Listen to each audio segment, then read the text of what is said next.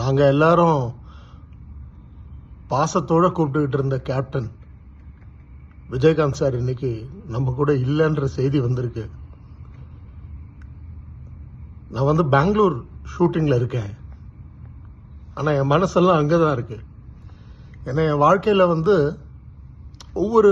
ஒவ்வொரு நடிகருக்கும் அவங்களுடைய வளர்ச்சிக்குன்னு சொல்லி சில பேர் இருப்பாங்க.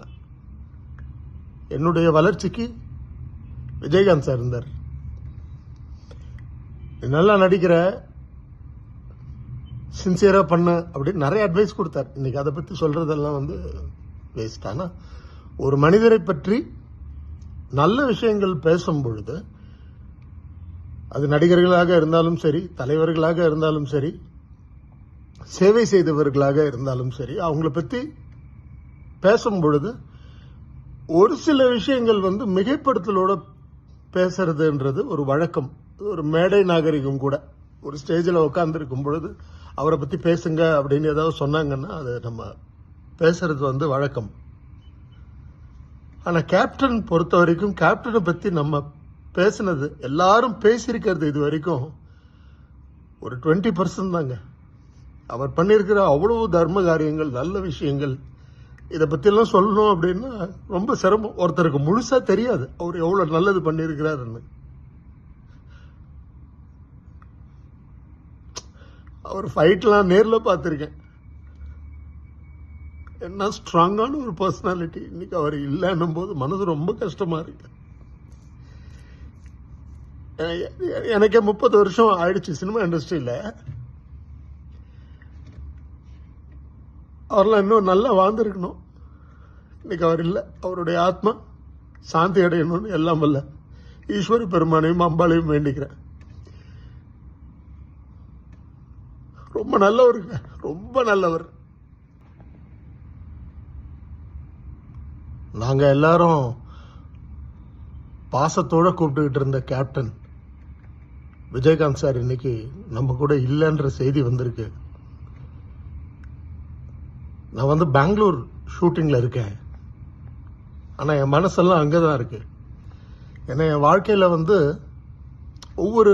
ஒவ்வொரு நடிகருக்கும் அவங்களுடைய வளர்ச்சிக்குன்னு சொல்லி சில பேர் இருப்பாங்க. என்னுடைய வளர்ச்சிக்கு விஜயகாந்த் சார் இருந்தார்.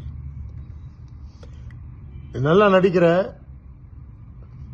சின்சியரா பண்ண அப்படின்னு நிறைய அட்வைஸ் கொடுத்தார். இன்னைக்கு அதை பற்றி சொல்றதெல்லாம் வேஸ்ட். ஆனால் ஒரு மனிதரை பற்றி நல்ல விஷயங்கள் பேசும் பொழுது, அது நடிகர்களாக இருந்தாலும் சரி, தலைவர்களாக இருந்தாலும் சரி, சேவை செய்தவர்களாக இருந்தாலும் சரி, அவங்கள பற்றி பேசும் பொழுது ஒரு சில விஷயங்கள் மிகைப்படுத்தலோட பேசுறதுன்றது ஒரு வழக்கம்.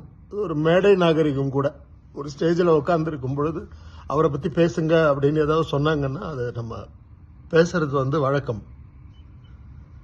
ஆனால் கேப்டன் பொறுத்த வரைக்கும், கேப்டனை பற்றி நம்ம பேசினது, எல்லாரும் பேசியிருக்கிறது இது வரைக்கும் ஒரு 20% தாங்க.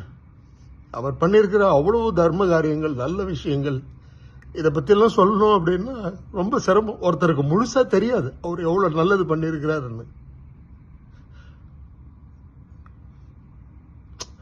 அவர் ஃபைட்லாம் நேரில் பார்த்துருக்கேன். என்ன ஸ்ட்ராங்கான ஒரு பர்சனாலிட்டி. இன்னைக்கு அவர் இல்லைன்னும் போது மனது ரொம்ப கஷ்டமா இருக்கு. எனக்கே 30 வருஷம் ஆயிடுச்சு சினிமா இண்டஸ்ட்ரியில். அவரெல்லாம் இன்னும் நல்லா வாழ்ந்துருக்கணும். இன்னைக்கு அவர் இல்லை. அவருடைய ஆத்மா சாந்தி அடையணும்னு எல்லாம் வல்ல ஈஸ்வரி பெருமானையும் அம்பாளையும் வேண்டிக்கிறேன். ரொம்ப நல்லவருங்க, ரொம்ப நல்லவர்.